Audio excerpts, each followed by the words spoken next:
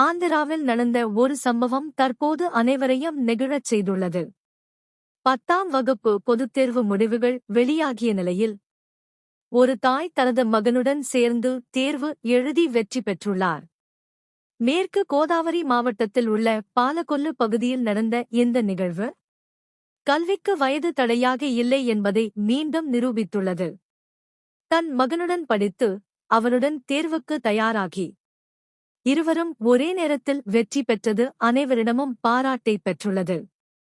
இந்த தாயின் உறுதி மற்றும் முயற்சி பலருக்கும் ஒரு பெரிய ஊக்கமாக மாறியுள்ளது. கல்வியை எந்த வயதிலும் தொடங்கலாம் என்பதற்கான சிறந்த உதாரணமாக இந்த சம்பவம் பார்க்கப்படுகிறது.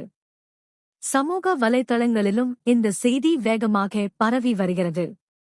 இந்த மாதிரியான முயற்சிகள் நம் சமுதாயத்தில் கல்வியின் முக்கியத்துவத்தை மேலும் உயர்த்துகின்றன. மேலும் இதுபோன்ற நம்பிக்கை தரும் செய்திகளுக்கு அக்யூப் டிவி தமிழ் நியூஸ் சேனலை தொடர்ந்து பாருங்கள்.